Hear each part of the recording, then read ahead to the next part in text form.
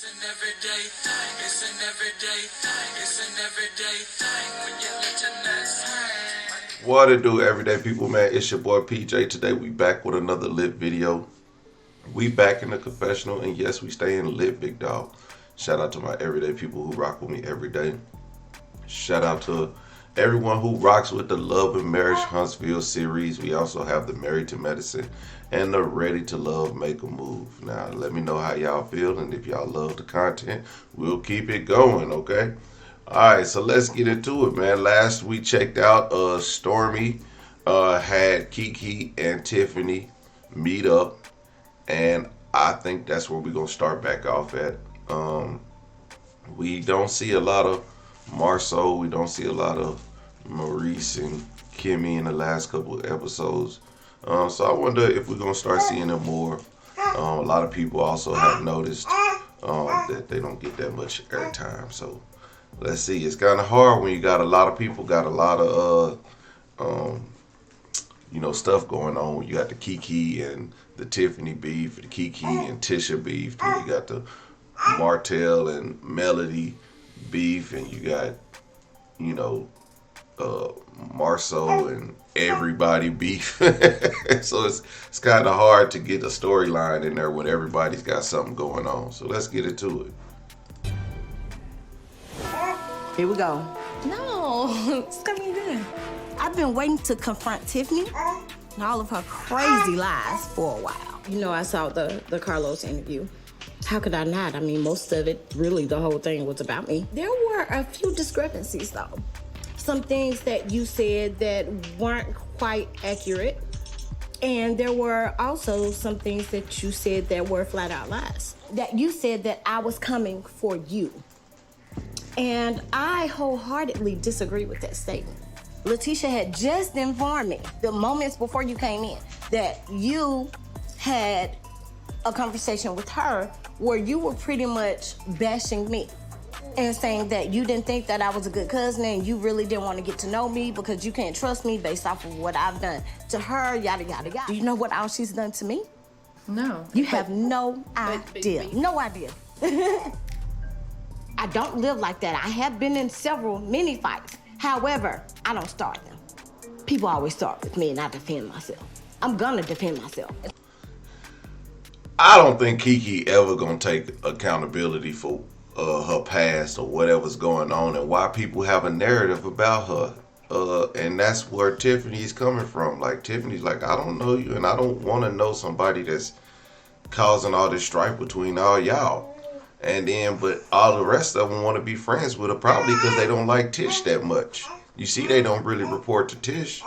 So it's more like we want to be friends with Kiki because we don't like Tish. So many people came to me and said they felt like you thought you were better than me because of, my past. Lord knows I've been shady a time or two, and I could have said, some. You're good So for that. what I'm hearing right now is, I, Tiffany, do not understand the history that you and Tisha have.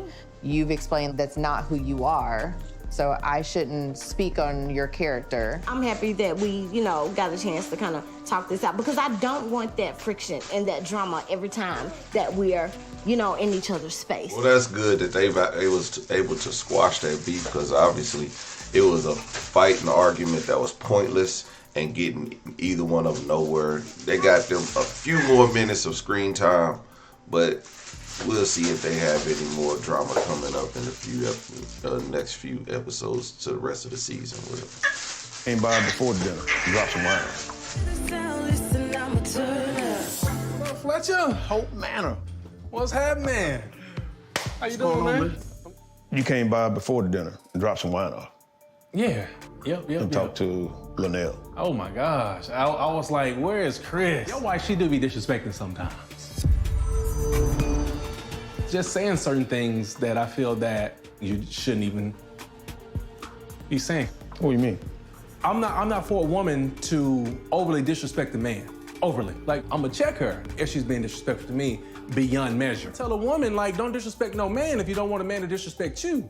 Was it disrespectful or was it real? We talked about Martell Holt's infidelity, but we never talked about Melody Holt's infidelity. You know what I'm saying? So that's why I gotta stress that.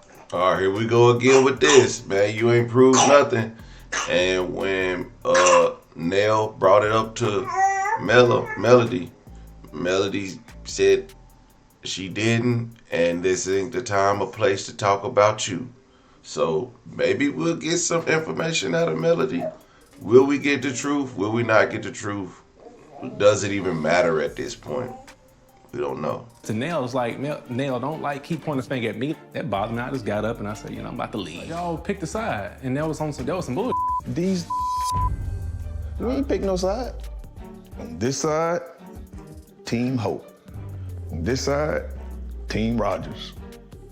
We still in the middle. Yeah.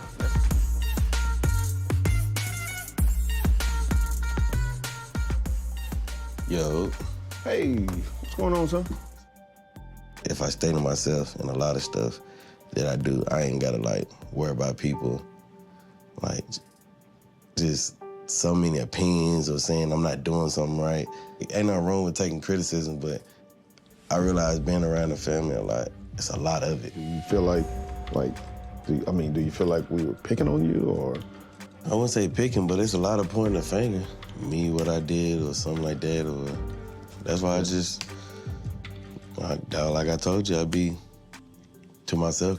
Do you not see something that we as a family may see in you, that there's something that maybe we need to help Chris with, or? I just feel like we all got issues. So what is your help? What is your savior? What is your go-to? Because you don't come around us for it. A lot of times I go to the yo by myself at about 2 o'clock in the morning. To me, it just feel like I always got to be on the go. I always got to keep doing something. My mind be rambling. For me, from what I hear, it puts in my mind, in my thought process, of depression or a form of depression. And that actually scares me. I'm never going to be too busy to help my kids. We got to get together more. But I got to.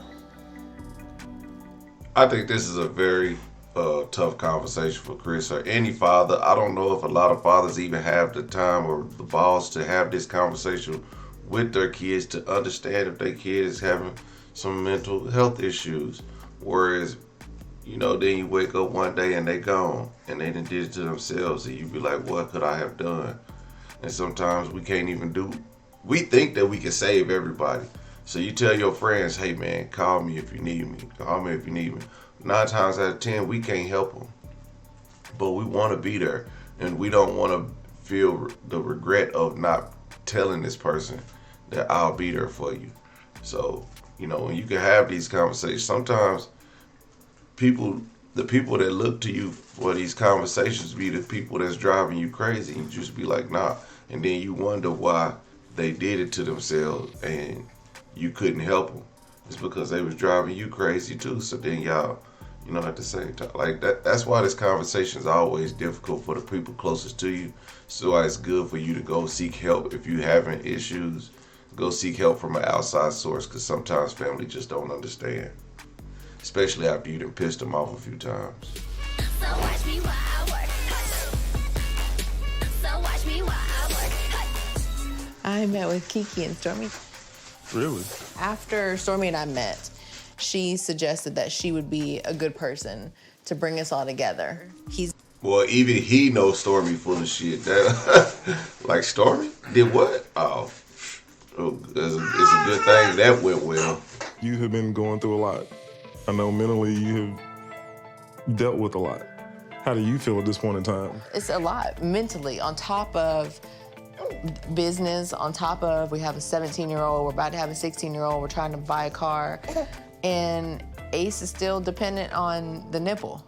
I didn't have postpartum depression after David. When you kept saying that, I didn't know what you were talking about. That's not me. I can't have that. Yeah, because you try to deny not a real it, babe. thing. I mean, you try to deny it to the point to where I'm gonna deny it to where it's not real.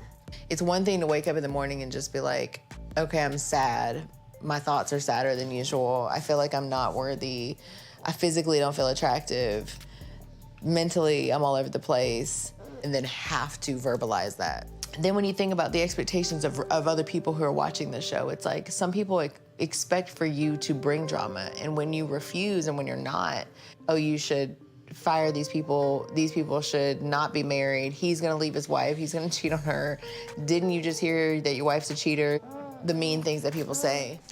I feel like Tiffany was very thinner, and now she's bigger, and she lost her way a little bit, so she's getting those negative comments from the internet, and she don't like it. You need to get back to you, get back to the old Tiffany. If it's exercise, if it's doing the things you used to do, the things that used to make you happy, stop having kids, because that's not going to help you. Kids are not going to help you be you. They're going to help you get further and further away from the you that you remember. And much more severe. I know things are uneasy, but it shouldn't be because of a show. It's just the best thing for us. Like, real talk. My husband supports the idea that we should take a break from the show. I am definitely sad to leave, but I don't know how long it will take for me to find Tiffany. Damn. You getting a little hungry, buddy? So they leaving the show, man. I mean, like I said, you can't let social media and the comments and all that get to you. You know what I'm saying? Sometimes you got to block that out. Some people don't even read them because it's not your platform, so you can't delete the comments. Somebody could say some egregious stuff to you, and you just got to sit there and take it. And that's bad for your mental. And I just think that you should just do what you and your husband need to do. Take a break. Maybe come back in a few seasons when y'all done got to y'allself again. Maybe not, because then y'all going to be right back in it. But stop having kids, because that's what does it. Kids always do it. For me, I just want to feel like myself. I don't know what makes sense. To think that just a few months ago, you were a person, and now you literally can't find that person. It's really up. I'm glad you're being honest. I know your heart, and I know the woman I married. I married her for a reason. I love you. I love you too, baby. I'm gonna go feed the baby. Yeah, see, I kind of knew this was a whole mental health episode. Like, everybody's talking about stuff, talking about feelings and emotions. And I'm going to be honest, I hate that. I hate when my woman comes in, it's like, I want to know how you feel. Yeah, nobody wants to sit around and talk about their emotions. They just want to live their life and deal with some of these things by themselves. But talking to it with your significant other can be stressful. It can be hard. Things might not come out right. You might trigger something. And so talk to a professional. Like, if they got the number up there, I'm going to just leave it up there for, anyone. Call or text 988. That's, if you're going through it, go through it. But don't go through it alone if you don't have to.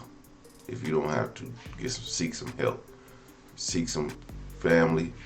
Family might not always be the best option. So seek professional help. Stop playing.